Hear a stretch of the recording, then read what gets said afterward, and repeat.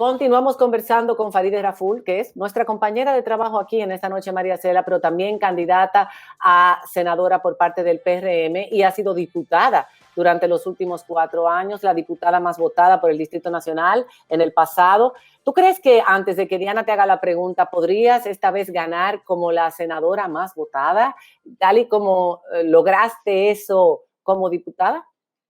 Bueno, eso va a depender de los electores del Distrito Nacional. Tú sabes que yo trabajo y ya, no me hago muchas expectativas de nada. Yo lo que trato es de que las propuestas de nosotros lleguen, de que la gente nos sienta cercana, de que la gente sepa que esto es un proyecto colectivo, que participe y hacer el trabajo electoral que hay que hacer de manera digna y honesta. Si yo fuera concedida con la dicha de ser una de las senadoras más votadas, pues tendría un mayor compromiso todavía con la gente y con todo lo que le hemos dicho que queremos hacer desde el Senado de la República, que va desde la democratización del Senado hasta la transparencia en todo lo que pasa ahí en la toma de decisiones. O sea que yo pienso que hay que esperar, pero como quiera agradezco el respaldo y cómo la gente se manifiesta a favor de lo que nosotros hemos trabajado en estos 4 años, que espero poder potencializar aún más en los próximos años que vienen a partir del 16 de agosto. Farideh, vamos a hablar de pensiones, un tema que ha estado muy caliente en las últimas semanas por ese reclamo de que se le entregue a los trabajadores el 30% de lo que tienen cotizados. Independientemente de que ese sea una buena iniciativa o no, refleja la frustración que tienen los dominicanos con un sistema profundamente injusto. ¿Qué propones tú en términos de las pensiones para los dominicanos y la modificación que tendría que hacerse en el Congreso? No, siempre lo hemos dicho, hacer una modificación y una revisión absoluta de la Ley de Seguridad Social. Yo lo planteaba ahorita en el otro bloque. Estamos hablando de leyes que comenzaron su implementación hace 20 años y que todavía nosotros no sabemos cómo va a impactar en gran parte de la población dominicana. En un país donde tú tienes salarios tan bajitos, donde tienes una alta ilusión también, donde tienes costos muy elevados que tienes que pagar por los empleados que tienes y los mismos empleados, y donde tienes una inseguridad y una incertidumbre terrible de qué va a pasar cuando ya tienes 40, 50 años de productividad para tú estar tranquilo desde tu casa, garantizado a través de ese trabajo que tú has tenido, incertidumbre porque los modelos parecidos a los nuestros en algunos lugares han tenido fallas tremendas y no queremos que cuando se venga a implementar todas las pensiones que tienen que dar las AFP haya un colapso del sistema. Estamos a tiempo de poder hacerlo. Faltan 7 años. Yo creo, faltan 7 años, estamos justo a tiempo. Y yo he conversado en varias ocasiones con personas que trabajan en las AFP, así como con el sector del trabajador, y están dispuestos a hacer la revisión. ¿Y cuál es el rol de nosotros como congresistas? Servir de vínculo para lograr que eso se haga y que eso se haga dentro del Congreso Nacional, porque lo importante es garantizar una mayor justicia social para todos, sin discriminación, no de un lado ni de otro, sino que todos podamos coexistir manteniendo un nivel de seguridad y acceso a una mejor calidad de vida del dominicano. Esto es un país donde recuerden que después de los 61 años tú no tienes derecho a un seguro de salud. Y eso es terrible, porque eso es cuando más tú lo necesitas. Entonces, tanto la ley de seguridad social como la ley de salud, como todas las reformas que iniciamos, incluso en el modelo de justicia, hace 20 años, tienen que ser reformuladas y trabajadas desde el próximo Congreso. Por eso estamos preparando, bueno, esto es parte de una primicia que se va a dar a conocer quizás la próxima semana, el paquete de leyes con el que vamos a trabajar, no solamente las propuestas mías, sino asumiéndola también nuestro candidato presidencial, de algunas de las propuestas que él también ha elaborado, para formular un compromiso con todos los que aspiran a llegar al Congreso a través del PRM o a través de los partidos aliados. Porque en este país tenemos que iniciar esas reformas estructurales, revisando los avances que tuvimos, deteniéndonos a ver en qué fallamos y sincerizando el nivel de oportunidades que estamos creando a través de las leyes y de los derechos a los ciudadanos. Esto es una sociedad muy desigual, de mucha falta de oportunidades, de mucha inseguridad para todos los ciudadanos, sin importar las edades, de falta de empleo, de falta de acceso a un sistema de salud de calidad, de falta de acceso a un sistema educativo que te permita una mayor competitividad, de falta de acceso a una movilidad social a base del trabajo profesional que puedas hacer, porque el Estado se ha convertido en el principal empleador en vez de impulsar a las fuerzas productivas nacionales a la generación de empleos. Todas esas cosas para construir la República Dominicana de un mejor tiempo, como yo lo he llamado, tienen que ser revisadas ahora, porque estamos a tiempo. Farideh, una de las cosas que mencionaste una vez era que el Senado de la República no trabaja, y esas fueron palabras textuales, y es una declaración importante porque uno creería que la Cámara Alta desempeña un rol trascendental en la vida nacional. Sin embargo, quizás uno de los elementos que produce eso es que la Cámara es casi completamente del partido oficial y por lo tanto hace muy poca labor de fiscalización. ¿Te preocupa cuán difícil va a ser tu trabajo en el Senado de ganar si todos los demás compañeros son mayoritariamente del partido contrario al tuyo?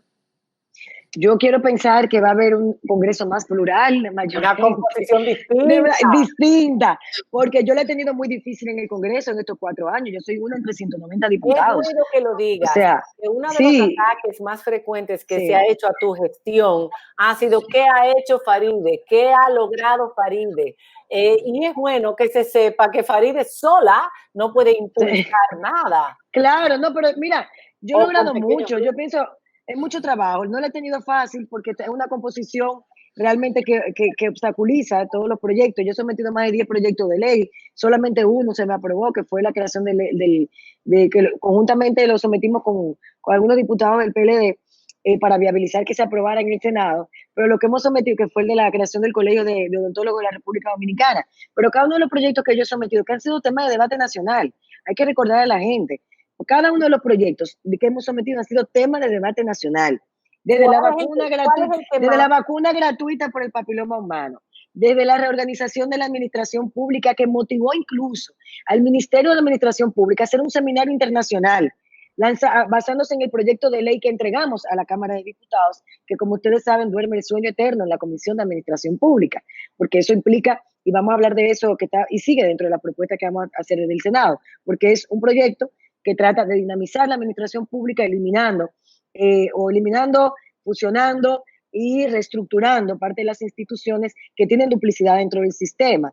Y eso implica un esfuerzo y también tiene un costo político, porque no es algo realmente populista, pero es algo que habla de la calidad del gasto que el Estado Dominicano tiene que mejorar. Como el si queremos más oportunidades. Por ejemplo, como el Ministerio de la Juventud. Como el Ministerio de la Juventud, que puede fungir perfectamente como una dirección que se apoya en las políticas públicas que se trabajan directamente desde todos los sectores para dar seguimiento al impacto que tiene al sector juventud de la República Dominicana y poder hacer propuestas para que sean mejoradas. Porque toda política pública es de impacto y transversal al segmento joven nacional. Cuando tú creas más empleos, estás impactando a la juventud.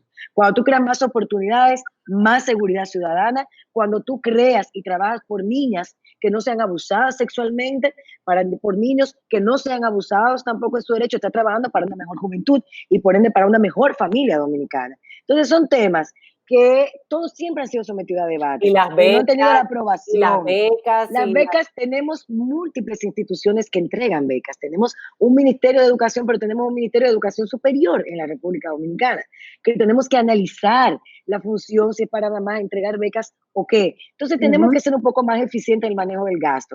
Cuando yo siempre pongo de ejemplo que cuando se creó el Intran, ahora con la Ley de Movilidad y Transporte Público, se creó una institución que absorbió 5 instituciones que estaban dedicadas al transporte en principio.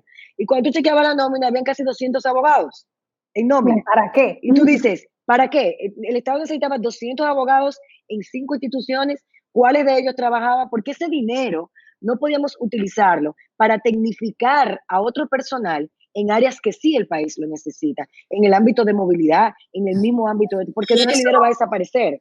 Eso es entonces, de la función de fiscalización del Congreso, que es precisamente decíamos que era importante que la composición fuese distinta. Tu labor en esa cruzada contra la corrupción, por ejemplo, con el caso de Punta Catalina o con cualquier otro de los que has investigado a profundidad y denunciado, ¿puede mejorar si pasas de la Cámara de Diputados al Senado? Sí, yo estoy convencida de que sí, porque ya dentro de una entre 190 voy a hacer una entre 32. Hasta la democracia o los debates se harían de una manera, y si gana, por supuesto, el partido al que yo pertenezco, sería también un compromiso que yo estaría asumiendo directamente con el gobierno central para que esas leyes sean promulgadas. Yo seguiré con mi plan de fiscalización, seguiré con mi plan de una visión de Estado eficiente, de una reorganización de administración pública, de reformas estructurales que tenemos que hacer en el sistema, y voy a continuar también trabajando para que ese Senado, como tú decías, Carolina, que realmente no trabaja, hace un trabajo muy precario, y lo digo porque tengo conocimiento legislativo de lo que hacemos en la Cámara de Diputados, de las leyes que despachamos al Senado y que no son tratadas en el Senado, porque las comisiones se reúnen cuando les da la gana y no cuando los proyectos llegan, que ese Senado sea democratizado, que la gente sepa lo que haga. La gente no sabe bien lo que hacen los congresistas y a veces vemos, pero es que la gente no sabe lo que hace un senador, no lo sabe porque no maneja fondos públicos para poder crear empleos. Y hay que decirle a la gente que quizás es más fuerte la labor que hacemos en el Congreso, la que deberíamos de hacer, que cualquier otra que maneja presupuesto, porque de ahí salen las leyes que protegen sus derechos. Y yo voy a luchar siempre por una sociedad que tenga más derechos, por una sociedad que no discrimine, por una sociedad que cree más oportunidades, porque esta democracia nos ha costado mucha sangre y nos está costando mucho dinero. Y yo siempre digo, todo aquel que atente contra el derecho de una persona en vulnerabilidad va a tenernos de frente. Y no importa, y vamos a enfrentar intereses y vamos a seguir enfrentándolos. Y cuando sacamos con las contrataciones que se hacían.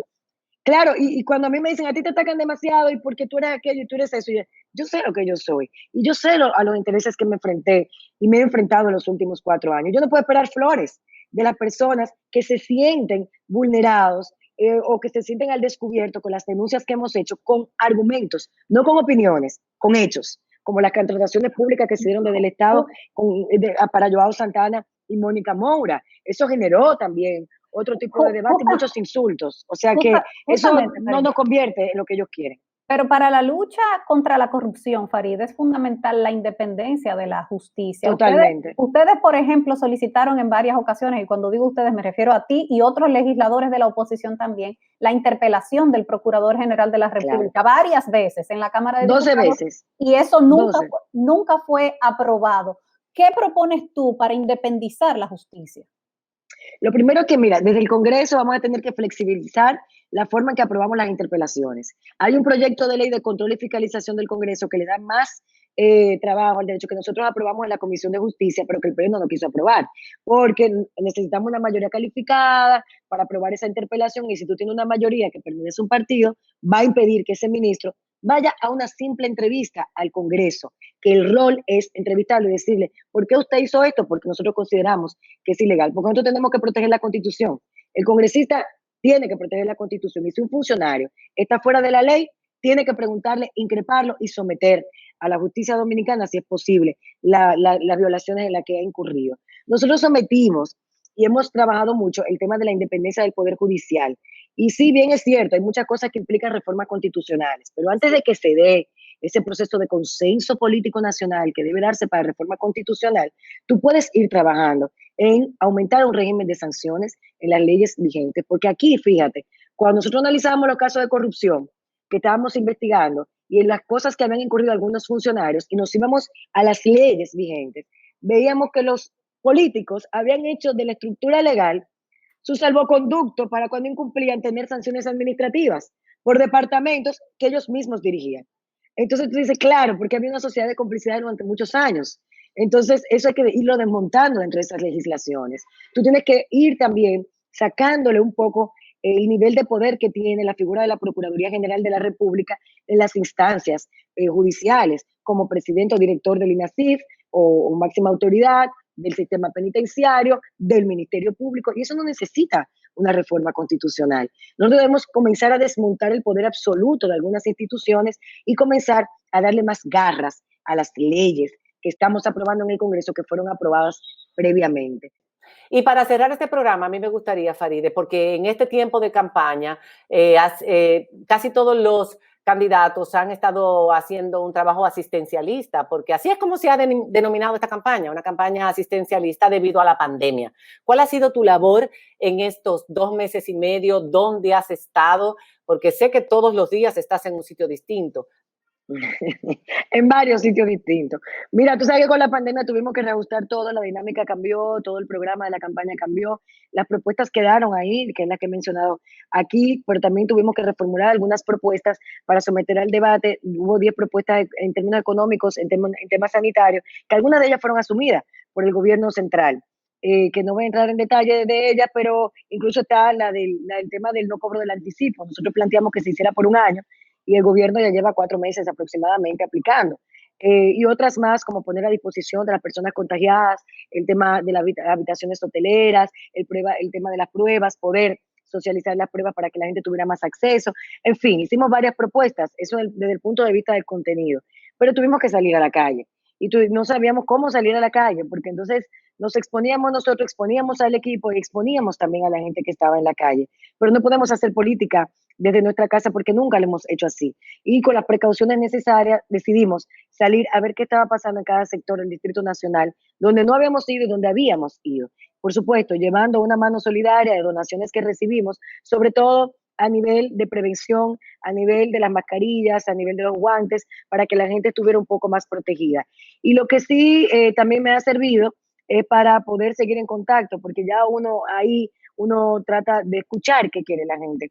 Y la gente sí está muy desesperada, la gente tiene mucha incertidumbre acerca del empleo, acerca de la forma en que va a sobrevivir, en cuánto tiempo va a durar esta pandemia, cuánto tiempo nos va a tocar el toque de queda, donde hay opiniones encontradas, y el tema de los barrios donde tenemos más vulnerabilidad y el llamado a casa es prácticamente irracional, porque en ese llamado a casa nosotros no tenemos la capacidad o como Estado o como sociedad, de haberle dado a esas personas la oportunidad de tener viviendas dignas, que es un tema fundamental que tenemos que trabajar en el próximo Congreso Nacional a través de la creación de un Ministerio de la Vivienda, donde se reúnen y se reagrupan todas las instituciones que están desperdigadas para desarrollar una sola política pública. Y eso es otro tema, pero sí es importante que la gente sepa que somos un país muy desigual, que tenemos una brecha muy fuerte, que tenemos que seguir trabajando, que en tema tecnológico evidente se da ahora con el homeschooling, con la educación a distancia, el mismo nivel de aprendizaje de muchos sectores de nuestro propio Distrito Nacional no es el de otros, lamentablemente, porque la infraestructura tecnológica no todo el mundo tiene acceso, ni los dispositivos tampoco, y tenemos que seguir trabajando para eso, pero parece que conocer las realidades y ser un poco más empático. Hay un problema muy fuerte de agua potable, que nosotros hablado de eso desde hace 4 años, después se hizo una ley de agua, se trabajó una ley de agua en el Congreso, después de eso se trabajó la Estrategia Nacional del Agua, lamentablemente es una política de Estado que no ha podido ser implementada en el país. O sea que hay muchas cosas que tenemos que seguir trabajando para tener una sociedad un poquito más justa de la que tenemos en este momento. Señores, gracias, chicas. Que te vaya bien, que tengas buena suerte en estos próximos días y que el pueblo tome la mejor decisión. Hemos terminado contigo como entrevistada. Esperamos seguirte teniendo como compañera. Pronto. Necesito que abran el estudio para ir para allá. Cuando el estudio, igual que a Carolina también. Señores, hacemos una pausa y cuando regresemos tenemos con nosotros a Cheo Zorrilla, que ha compuesto una maravillosa canción para este periodo precisamente donde estamos pasando la tormenta. Ya volvemos.